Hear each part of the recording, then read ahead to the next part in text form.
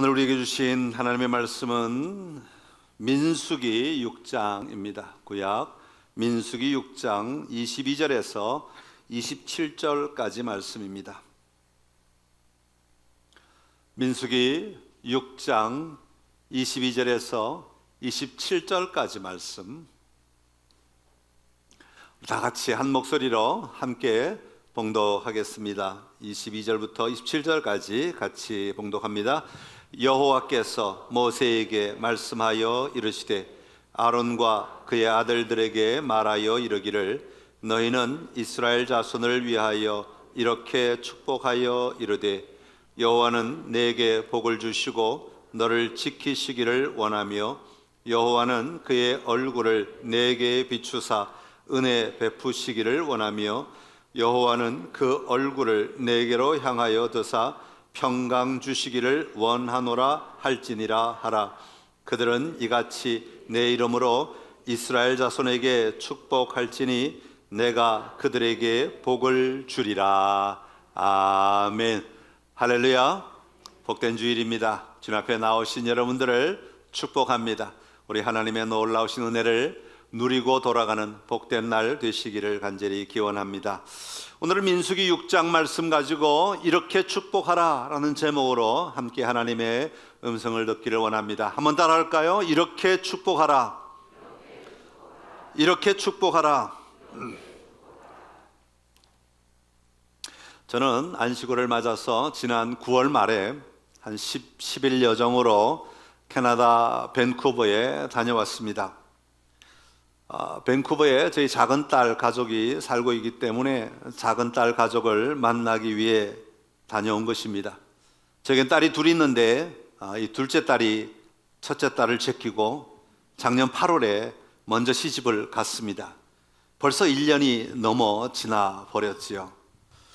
첫째 딸의 결혼을 앞두고 이 둘째 딸 먼저 결혼한 가정을 만나는 것이 마땅하겠다 하는 마음이 제 안에 들어서 그동안 캐나다가 문이 열리기를 기다리고 있다가 문이 열리자마자 관광으로 들어갈 수 있게 되어서 들어가게 된 것입니다. 사실 결혼할 때는 코로나가 한창이던 때였습니다. 그래서 저희는 영상으로 결혼식에 참여할 수밖에 없었습니다. 저희가 들어갈 수 있는 날을 기다리며 계속 결혼식을 미뤘지만 도저히 안 될 것 같아서 그냥 영상으로 결혼식을 하기로 한 것이죠. 상견례도 영상으로, 사위 얼굴도 영상으로, 한 번도 직접 만나지 못하고 다 영상으로 결혼식을 준비하고 순서를 정하고 초대할 사람들을 정하고 이 모든 과정이 다 영상으로 진행이 되었던 겁니다. 그러다가 지난 9월 초에 캐나다에 백신을 다 접종한 사람들 가운데 관광으로 들어올 사람들은 들어와도 좋다 하는 말을 듣고 바로 들어가게 되었습니다.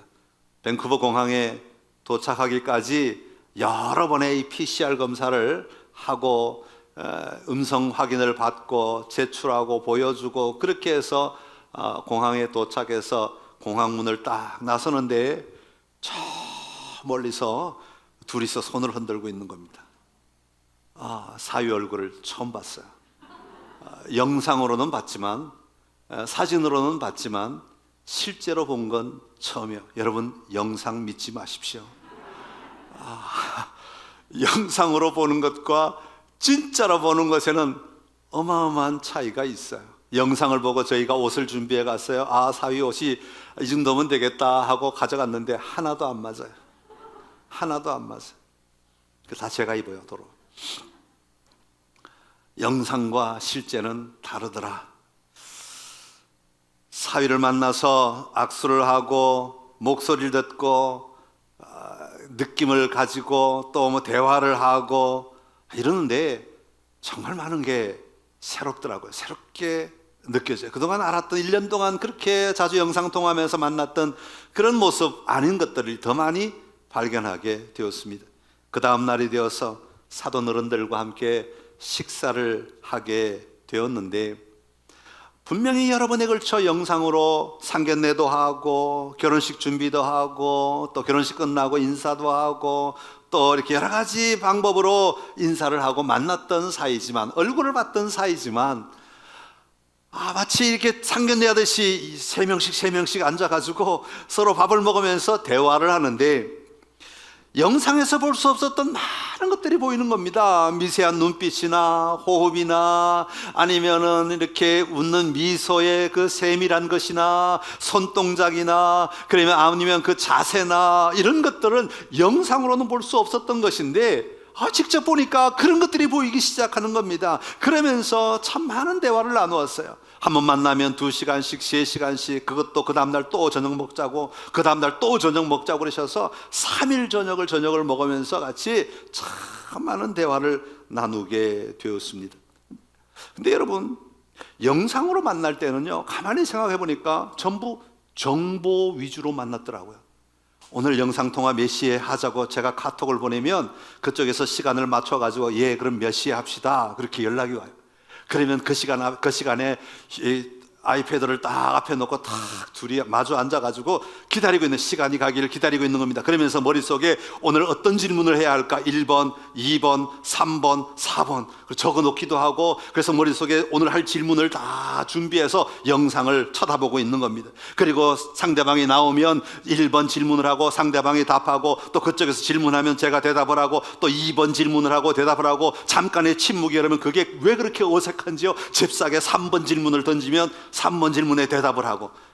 가만히 생각해 보니까 그동안 영상통화는 거의 다 정보 위주의 만남이었어요. 결혼식을 어떻게 준비할까, 결혼식에 누구를 초대할까, 결혼식의 식수는 어떻게 정할까, 누구를 초대해서 어떤 순서를 맡길까, 제 쪽에는 이런 분을 알고 있는데 그분이 오셔서 축도를 해주시면 좋겠습니다, 뭐 이런 식으로 계속해서 정보 위주로 만남을 가졌어요. 알고 싶은 것, 전달해야 할 것, 논의해야 할 것, 이것 위주로 영상통화를 하고, 그 내용이 다 끝나면 자, 그럼 안녕히 계십시오, 다음에 또 전화 걸겠습니다, 그렇게 만났단 말이죠. 근데 직접 대면하니까요, 그 정보가 그렇게 중요한 게 아니에요. 관계가 맺어지더라고요. 관계가 달라지는 것입니다. 제가 밴쿠버에서 한국에 돌아와서 제가 잘 도착했습니다 하고 문자를 보냈더니 그게 첫 글자가 사돈 이렇게 썼더라고요. 사실 사돈 어른들이 목사님, 사모님이기 때문에 대화할 때는 계속 목사님 이렇게 대화를 했는데, 다 만나고 돌아오니까 사돈이 되었어요. 드디어 저도 사돈을 가지게 되었어요. 자, 이거 참 달라요. 영상으로 보는 것과 직접 함께 만나서 그 공간 안에서 누린다는 것은 엄청난 차이가 있더라는 겁니다. 여러분, 어떤 스포츠를 좋아하십니까? 스포츠에 보면 이 구기 종목 빨리빨리 진행되는 많은 구기 종목들이 있는데, 경기가 시작되면 경기하는 선수들은 경기장에 들어가서 치열하게 싸웁니다. 열심히 뛰어야 하고, 상대방을 치기도 하고, 넘어뜨리기도 하고, 때로는 상대방을 넘어서 가기도 하고, 여러 가지 방법으로 그 경기에 임합니다. 정신없이 경기에 임하다가 갑자기 심판이 휘슬을 불고 작전 타임 그럽니다.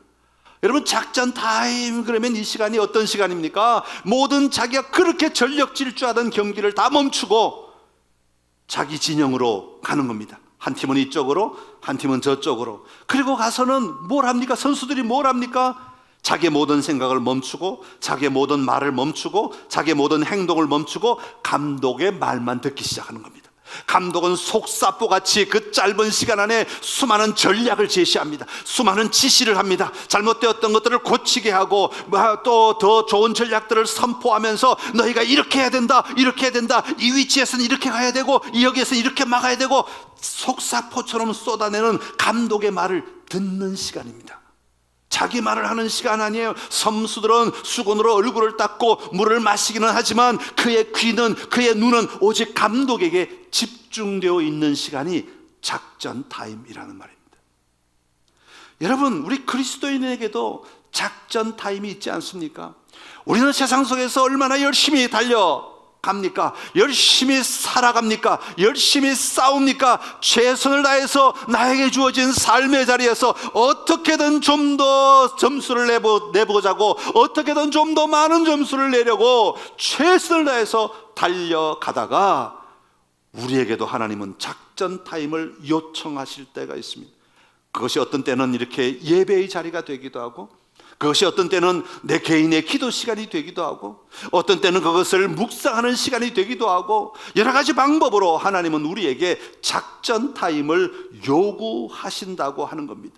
그때마다 우리는 내 생각을 내려놓고 내 행동을 멈추고 내 삶의 자리를 잠시 멈추고 하나님의 얼굴을 쳐다보는 시간, 하나님에게 귀를 기울이는 시간, 하나님이 무엇을 말씀하시는가, 하나님이 무엇을 원하시는가, 하나님이 어디로 가기를 원하시는가, 어떻게 살아가기를 원하시는가, 거기에 집중하는 시간이 바로 작전 타임인 것입니다. 성경에 보면, 성경에 등장하는 수많은 사람들의 이야기, 삶이 성경 안에 기록되어 있는데, 그들의 삶을 가만히 보면 자기 혼자 열심히 달려간 사람 아무도 없습니다. 매 순간순간 하나님께서 작전 타임을 요구하시고 그들에게 끊임없이 말씀하시고, 끊임없이 돌이키게 하시고, 끊임없이 나아가게 하시고, 끊임없이 도전하시는 것을 발견할 수 있습니다. 그렇습니다. 우리 그리스도인은 작전 타임이 필요한 사람들입니다. 절대적으로 작전 타임이 필요한 사람들입니다. 오늘 제목을 이렇게 축복하라라고 잡았습니다. 제가 왜 이 말씀을 오늘 작전 타임이라는 말과 함께 사용을 하는가 하면, 우리가 하나님의 말씀을 붙들고 하나님의 일하심을 확신하며 하나님의 역사하심을 신뢰하며 오늘 내 안에서 하나님의 말씀을 대언하는 것도 바로 우리의 삶에 너무 중요한 작전 타임 가운데 하나이기 때문입니다.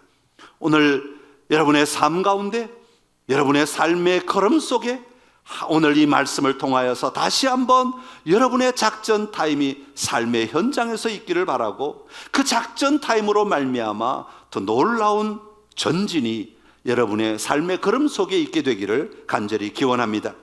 오늘 본문은 2절에 보면 누구에게 하신 말씀이냐 하면, 모세를 통하여 아론과 그의 아들들에게 말하여 이르기를, 그렇게 말합니다. 여러분, 아론과 그의 아들들은 제사장 가문입니다. 그러니까 이 오늘 본문의 말씀은 제사장들에게 주시는 축복의 말씀이죠. 그러니까 제사장이 해야 할 축복문이라고 말할 수 있습니다. 그래서 제사장의 축복이라고 제목을 달고 있는 거죠. 그래서 많은 성경에 보면, 여러분 그 위에 보면 소제목을 달 때 제사장의 축복이라고 적혀 있을 것입니다. 제사장들로 하여금 이 말씀을 선포함으로 말미암아 복을 전달하는 역할을 하라고 말씀하고 있는 거죠. 여러분, 제사장은 어떤 사람들입니까? 제사장은 하나님과 이스라엘 백성들 사이에 중보자로 서서 하나님의 말씀을 전달하고 백성들을 하나님께로 인도하는 자들이 바로 제사장입니다.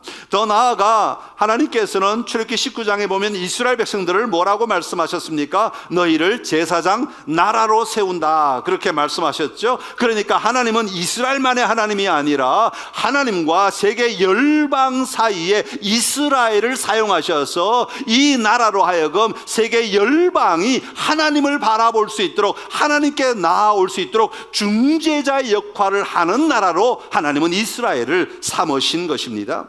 사도 베드로는 뭐라고 말합니까? 너희는 택하신 족속이요 왕 같은 제사장들이요 거룩한 나라다, 그렇게 말씀하십니다. 우리가 바로 제사장이라고 하는 것이죠. 우리가 제사장이어서 하나님과 예수 그리스도와 하나님을 알지 못하는 자들 사이에 서서 하나님을 알지 못하는 자들에게 하나님을 전하고 하나님께로 인도하는 역할을 하게 하는 자들, 그들이 바로 제사장인 것입니다. 그들이 바로 오늘 우리들인 것이죠. 그러니까 오늘 이 제사장의 축복, 이렇게 축복하라라는 이 말씀은 아론 자손들에게만 주신 말씀이 아니라 오늘 우리 모두에게 주시는 하나님의 축복의 말씀, 약속의 말씀인 것입니다.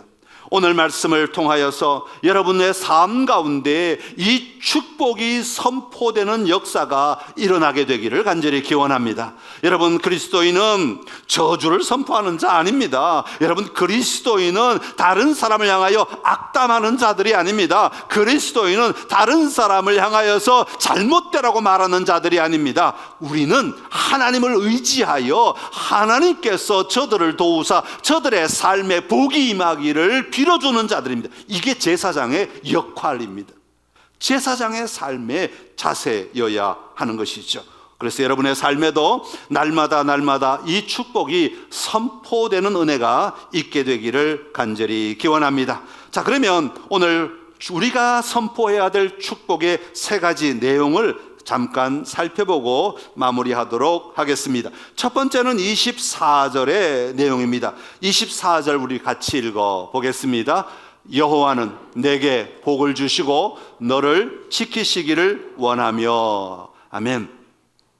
여러분, 여기 복을 주시고 라는 말은 한번 하나님께서 탁 등장하셔서 옛다 복이다 받아라, 그리고 뭔가 금덩이 같은 것들 떨어뜨려 주는 것을 말하는 것이 아니라, 복을 주시고 라는 말 속에는 문법적으로 계속되는 행위라는 의미가 담겨 있습니다. 그러니까 하나님은 우리에게, 하나님의 자녀들에게 복을 한 번만 주시는 분이 아니라 지속적으로 그 복을 공급하시는 하나님이시라는 의미가 담겨 있습니다. 자, 그렇다면 여호와 하나님이 우리에게 주시는 복은 어떤 것이겠습니까?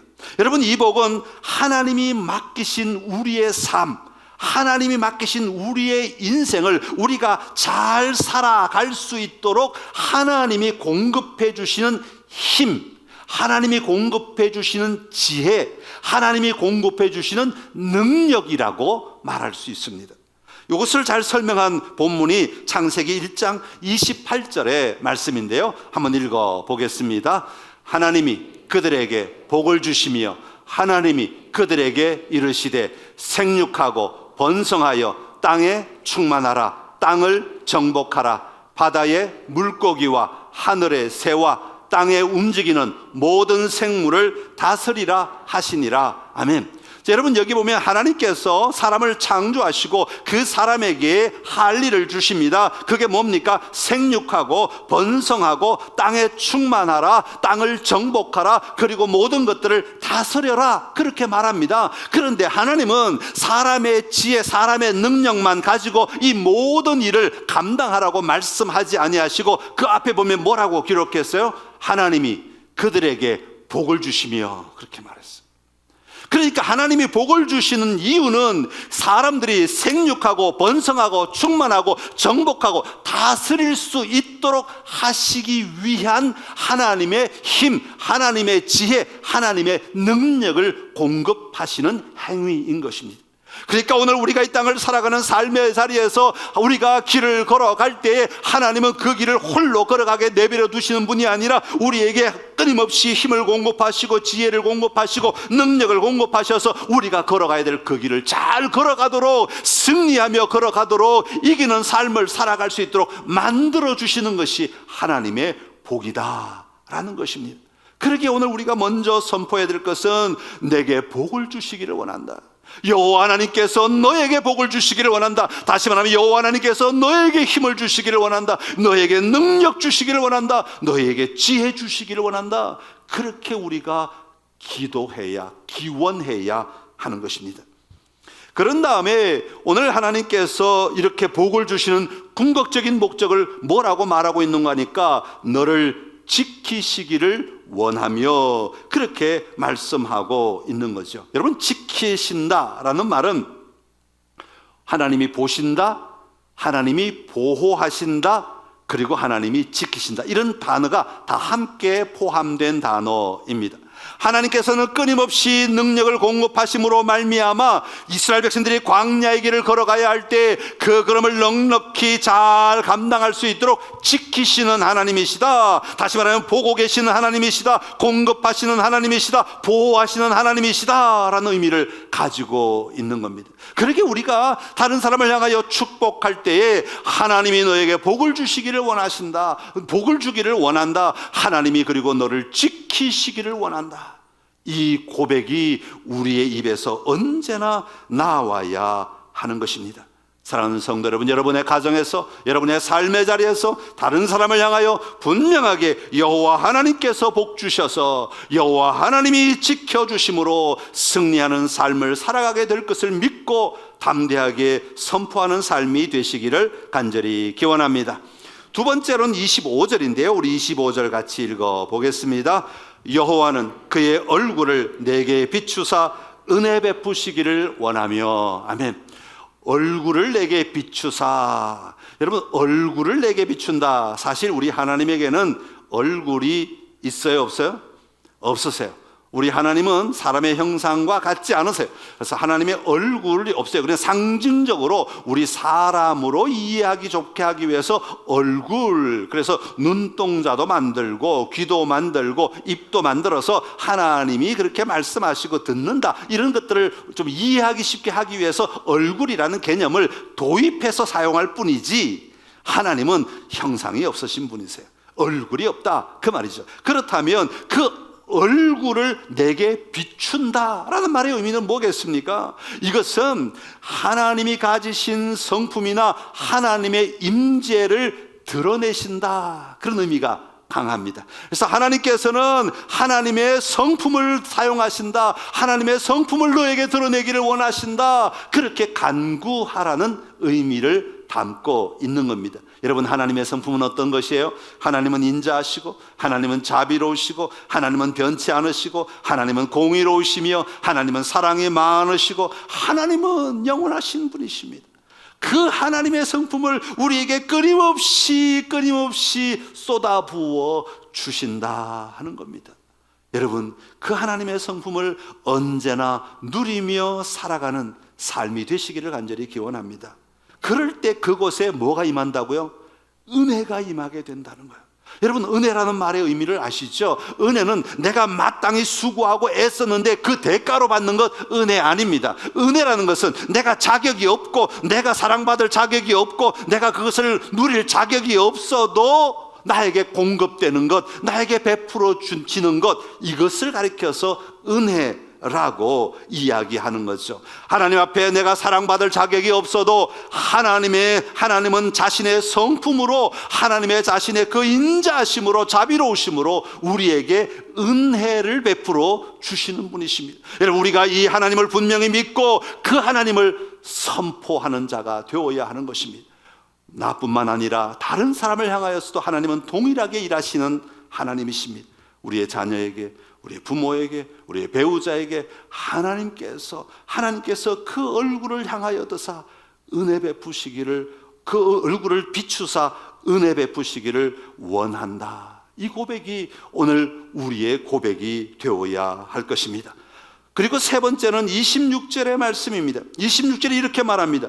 여호와는 그 얼굴을 내게로 향하여 드사 평강 주시기를 원하노라.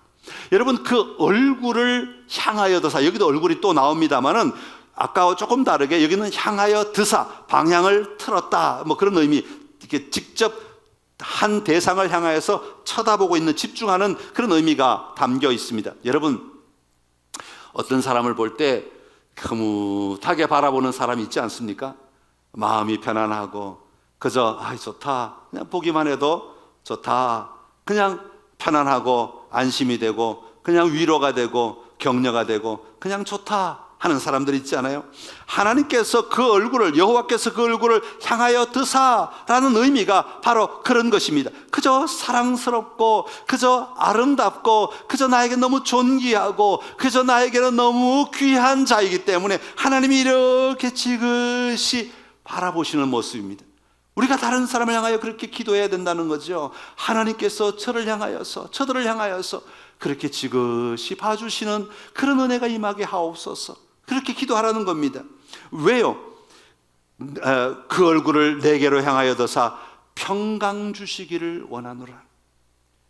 걱정과 근심이 없었으면 좋겠다, 마음고생 안 했으면 좋겠다 하는 마음이 평화가 임하기를 기원하는, 그 자리에 평화가 넘쳐나기를 바라는 마음이 임하도록 만들기 위해 기원한다 하는 얘기입니다.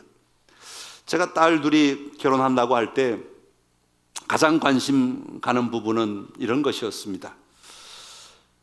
저 남자가 내 딸을 부자로 만들어 줄 것인가, 명품을 많이 사줄 것인가, 좋고 비싼 자동차에 태워 다닐 것인가, 뭐 이런 건 저는 별로 관심이 없습니다.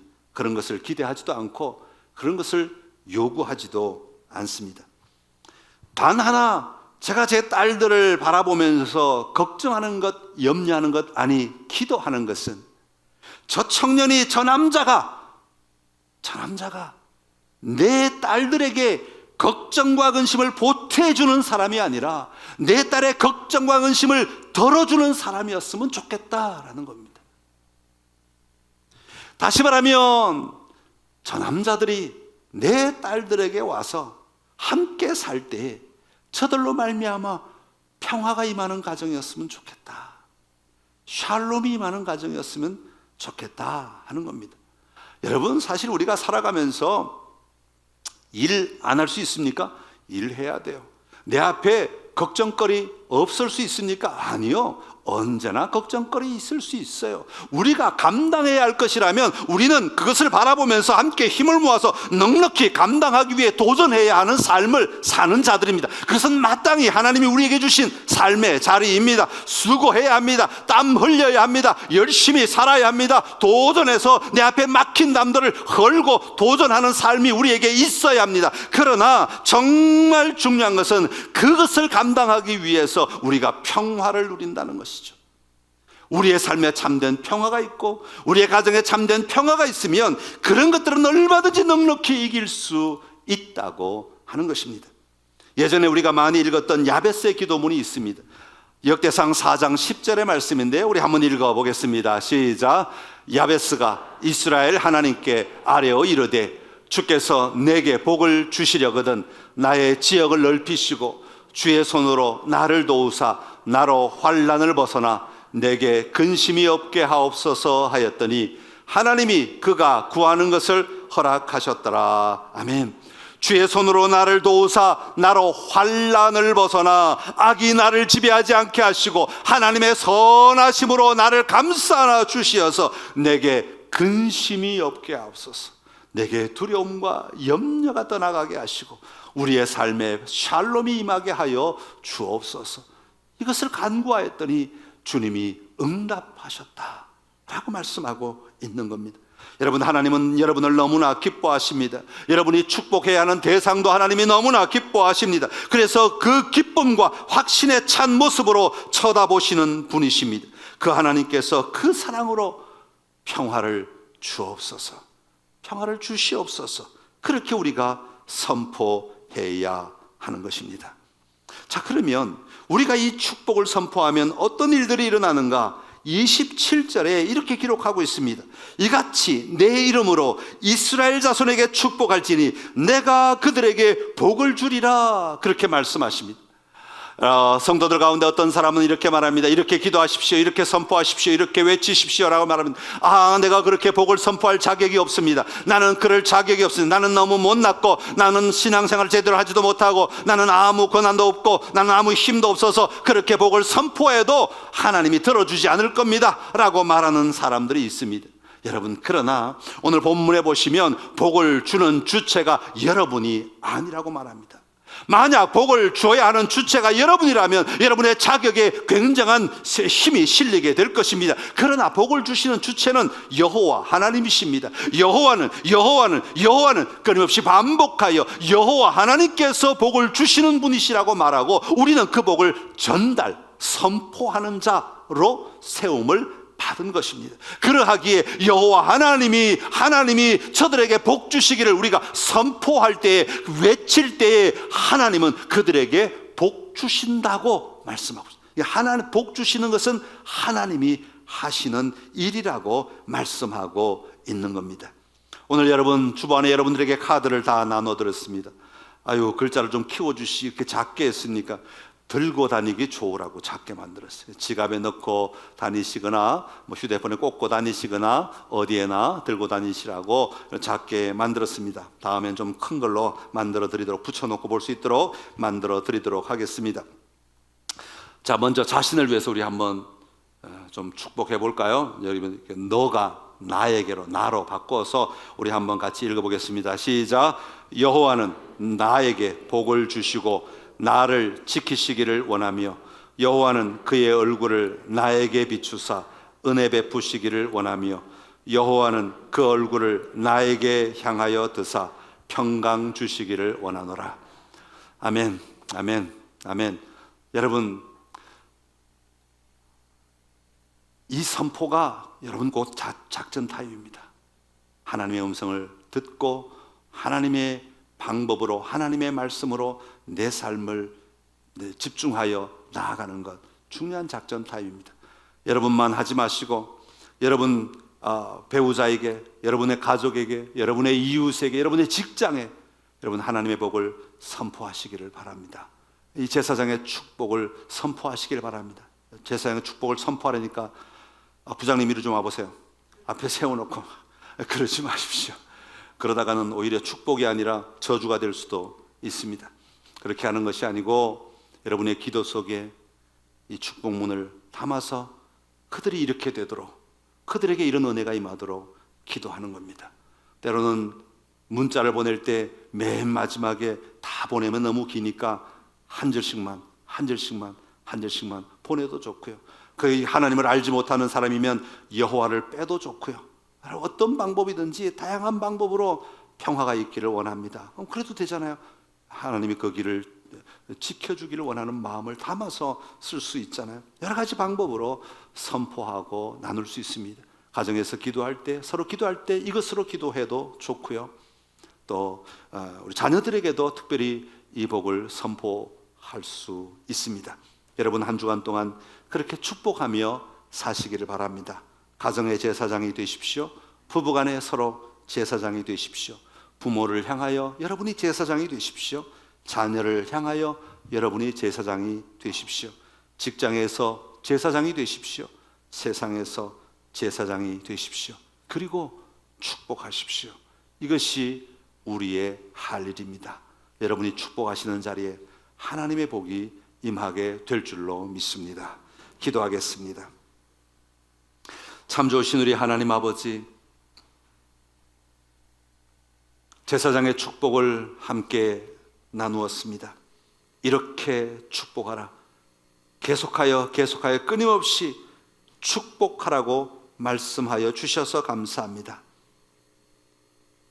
이 복의 아름다움을 우리의 삶의 자리에서 날마다 선포하며 사는 저희들 되게 하여 주옵시고, 이 복으로 말미암아 우리가 참된 평강을 누리며 살아가는 귀한 삶이 되게 하여 주옵소서. 하나님의 음성을 듣게 하시고 하나님의 뜻을 분별하게 하시고 하나님의 인도하심을 누리게 하여 주옵소서. 그렇게 일하실 하나님을 찬양하옵고 감사드리며 예수님의 이름으로 기도드리옵나이다. 아멘.